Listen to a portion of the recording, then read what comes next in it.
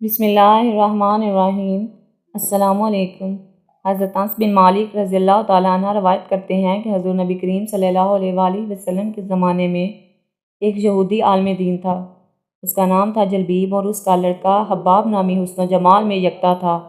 بڑا خلیق یعنی خوش اخلاق اور کمال سیرت اتفاقاً اس نے اپنے والد کے خزانے میں ایک ڈبیا دیکھی جو سرخ موتیوں سے بنی ہوئی تھی اور اس پر مشک کی مہر لگی ہوئی تھی تاکہ کوئی شخص اسے کھول نہ سکے نہ دیکھ سکے۔ لڑکے نے اس ڈبیا کو دیکھا تو بڑا غضبناک ہوا اور باہر نکلا۔ باپ نے وجہ پوچھی تو کہنے لگا، ایک عرصہ ہو گیا آپ نے ایک چیز مجھ سے پوشیدہ نہیں رکھی مگر یہ ڈبیا ہمیشہ بند رکھی ہے۔ حالانہ میرے ساتھ آپ کی شفقت و محبت بہت زیادہ ہے۔ باپ نے بتایا، بیٹا اس میں جوہرات نہیں، اس میں خزانہ نہیں، اس میں چند اوراق ہیں جن پر ایک عربی کا نام لکھا ہوا ہے۔ جب تم علماء کی مجالس میں بیٹھ کر فاضل ہو جاؤ گے اور ہر بات سمجھنے لگے گو تو اس کا مطالعہ بھی کر لینا، چونکہ ابھی تم ناپختہ ذہن ہو اس لیے ڈبیا کا راز پوشیدہ رہ گیا۔ ایک دن جلبیب باد نوشی میں مشغول تھا۔ باپ نے یہ موقع غنیمت جانتے ہوئے والد کے خزانہ میں گیا اور اس ڈبیا کے کھولنے میں مشغول ہو گیا جس کے لیے رازداری سے کام لیا جا رہا تھا۔ مہر توڑ دی گئی ڈبیا کا ڈھکنا کھولا ہی تھا کہ نور کی ایک شعاع نمودار ہوئی جس کے سامنے چراغ کی روشنی مانند پڑ گئی۔ ڈبیا کے اندر دو سفید ورق دکھائی دیے جن پر لا الہ الا اللہ محمد الرسول اللہ لکھا تھا۔ اس کلمہ طیبہ کے بعد حضور نبی کریم صلی اللہ علیہ وسلم کے اوصاف حمیدہ لکھے ہوئے تھے۔ آپ صلی اللہ علیہ وآلہ وسلم کے آبرو وابستہ ہو گئے، داڑھی مبارک گھنی ہو گئی جیسے بھی اس کا زمانہ میسر ہو۔ اس کی بات سنیں، اس کا کلام قرآن ہے، اس کا دین اسلام وہ ہوگا، وہ انسانوں کو خدا کی عبادت کی دعوت دے گا، مخالفین سے نہیں ڈرے گا۔ حباب کی نگاہیں اس کاغذ پر پڑیں تو حضور نبی کریم صلی اللہ علیہ وآلہ وسلم کی محبت اس کے دل میں اتر گئی۔ اس کاغذ کو آنکھوں پر ملایا، چوما اور کہنے لگا، یا محمد صلی اللہ علیہ وآلہ وسلم، کاش میں معلوم کر سکتا کہ آپ خاکی ہیں یا نوری، آسمانوں پر ہیں یا زمین پر، دریاؤں میں رہتے ہیں یا جنگلوں میں۔ اس نے اپنی محرومی اور سرگوری کو اس انداز سے ظاہر کیا کہ بے ہوش ہو گیا۔ چند لمحوں بعد اس کے والدہ اس کے کمرے میں آئیں، بیٹے کو بے ہوش پا کر حیران رہ گئیں۔ اس کے باپ کو بلایا، بیٹے کو اس کی حالت دیکھ کر اس کے چہرے سے چہرہ ملنے لگا، ماتھے کو چومنے لگا، رو رو کر اپنے بیٹے کی بے ہوشی پر حسرت و غم کا اظہار کرنے لگا۔ جب نوجوان لڑکا ہوش میں آیا، والدین کو اپنے سرہانے غمزد اور پریشان پایا مگر غصے میں آ کر کہنے لگا، اے والد محترم، تم میری آنکھوں کی روشنی نہیں دیکھتے اور بڑھاپے کے باوجود اس رحمت الہی سے محفوظ نہیں ہوئے۔ آپ مجھے کفر کی تعلیم دیتے رہے اور شریعت محمد صلی اللہ علیہ وآلہ وسلم اور اس کی ابتداء سے محروم رکھنے کی کوشش کرتے ہو۔ باپ یہ بات سنتے ہی غصے میں پاگل ہو گیا، لڑکے کو بالوں سے پکڑا اور زمین پر دے مارا اور زور زور سے مارنے لگا۔ جب اس کا ظلم حد سے بڑھ گیا تو ابن خطاب، کعبہ بن اشرف اور ابو الباب وغیرہ اس کی سفارش کے لیے آئے۔ انہوں نے دیکھا کہ باپ بیٹے کو اذیت دینے کو پاگل ہوتا جا رہا ہے۔ انہوں نے اسے زبردستی منع کیا مگر وہ کسی صورت بچے کو سزا دینے سے نہ رکتا تھا۔ لوگوں نے اس سے بچے کا قصور پوچھا تو کہنے لگا، اس کا قصور تو سزائے قتل کے لائق ہے، جب تک میں اسے قتل نہ کر دوں گا ہاتھ نہ رکھوں گا۔ پھر اس نے بتایا، یہ دین محمد صلی اللہ علیہ وآلہ وسلم پر ایمان لے آیا ہے، اپنے آباء و اجداد کا مذہب ترک کر چکا ہے۔ ان لوگوں نے اس بچے کی نصیحت کرنا شروع کی اور کہا، بیٹا تمام لوگوں تم سے دین کی تعلیم حاصل کرتے ہیں، لوگ ہماری اطاعت سے کرتے ہیں، لیکن تم محمد صلی اللہ علیہ وآلہ وسلم کی اتباع میں لگے ہوئے ہو، اسے چھوڑ دو اور اپنے سابقہ دین پر قائم رہو۔ باپ کہنے لگا، میں نے سوچ بچار کرنے کے بعد ان وہمی اور فرسودہ دینوں کو ترک کر دیا اور محمد صلی اللہ علیہ وآلہ وسلم کے صراط مستقیم کو اختیار کر لیا ہے، ان پر ایمان لایا ہوں۔ ان لوگوں نے اس نوجوان کی بڑی الٹی سیدھی نصیحتیں کی مگر وہ اپنے نیک ارادے پر ڈٹا رہا۔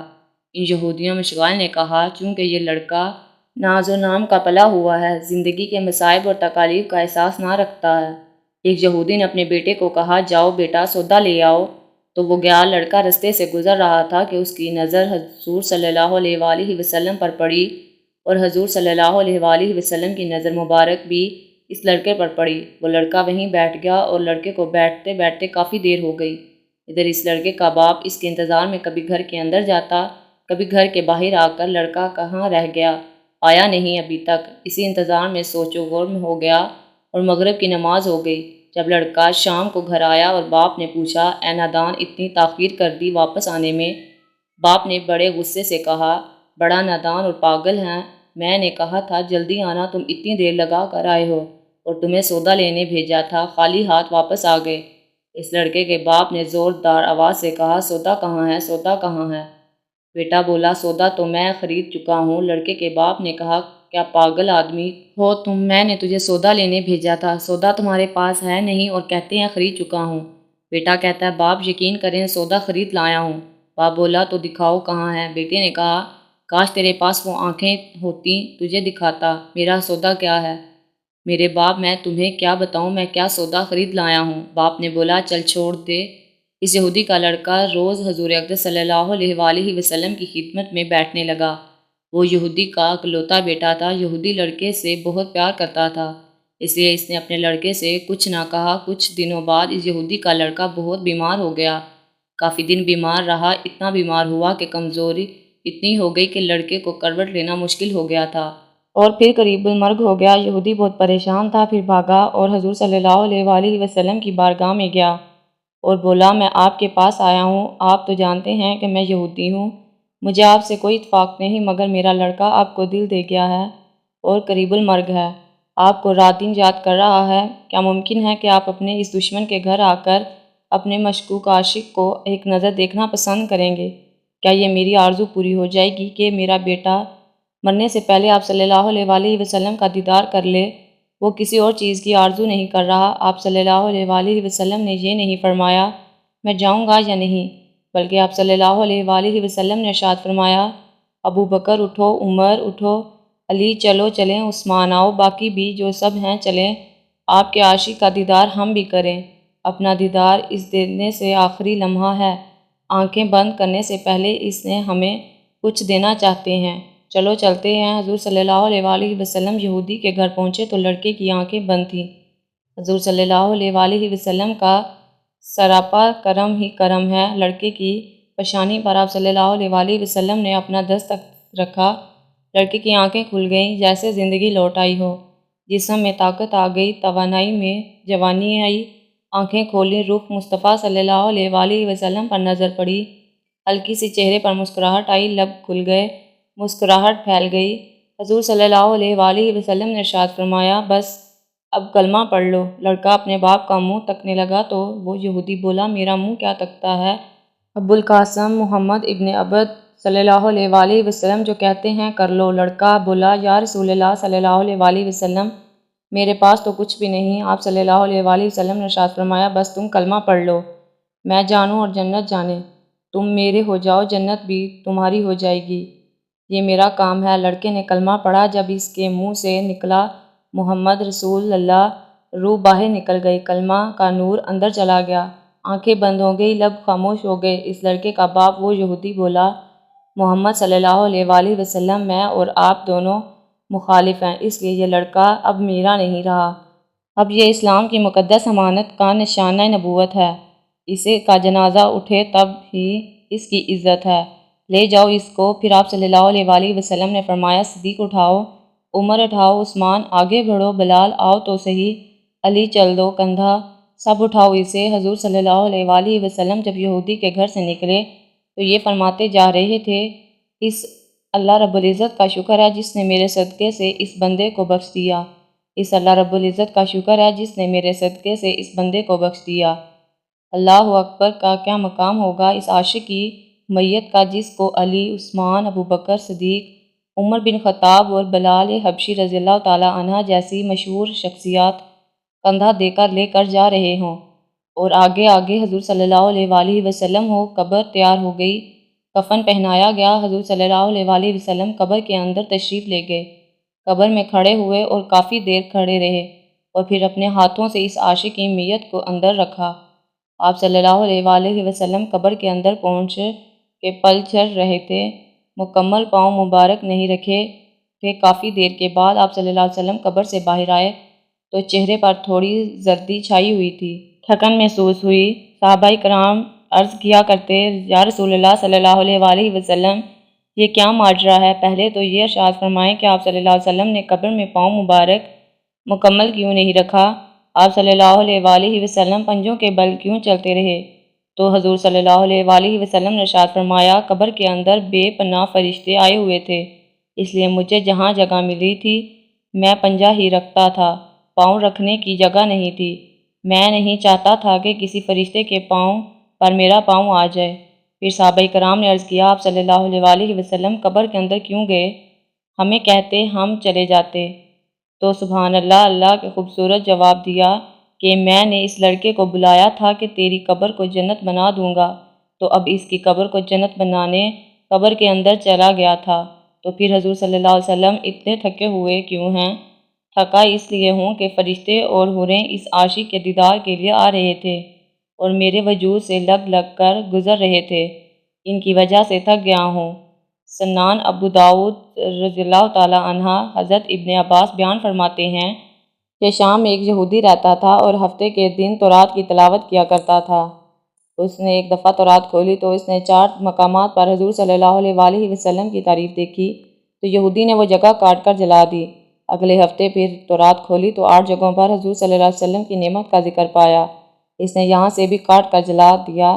تیسرے ہفتے تورات کھولی تو یہی ذکر بار بار جگہ موجود پایا۔ یہودی یہ سوچنے لگا، اگر میں یوں ہی کرتا ہوں کہ ساری کی ساری تورات اس ذکر سے پر ہو جائے گی۔ اپنے ساتھیوں سے پوچھنے لگا کہ محمد صلی اللہ علیہ وسلم کون ہیں؟ تو انہوں نے بتایا، ایک جھوٹا شخص ہے، بہتر یہی ہے کہ تو نہ اسے دیکھ۔ یہودی کہنے لگا، موسیٰ علیہ السلام کی تورات کی قسم، مجھے اس کی زیارت سے ناروک ساتھیوں نے اجازت دے دی۔ یہ اپنی سواری پر سوار ہو کر رات دن منزل پر چلتا رہا، مدینہ طیبہ کے قریب پہنچا تو سب سے پہلے حضرت سلیمان سے ملاقات ہوئی تو بہت خوبصورت دیکھ کر سمجھا کہ محمد صلی اللہ علیہ وسلم ہے، حالانہ اس کو اس دنیا سے سفر کیے 3 دن ہو چکے تھے۔ حضرت سلیمان اس بات سے روئے اور کہا کہ میں ان کا خادم ہوں۔ وہ بولا، آپ کہاں ہیں؟ اب سلیمان سوچنے لگے، اگر وصال کی خبر سنتا ہوں تو واپس چلا جائے گا، اگر یہ کہہ دوں موجود ہیں تو جھوٹ ہوگا۔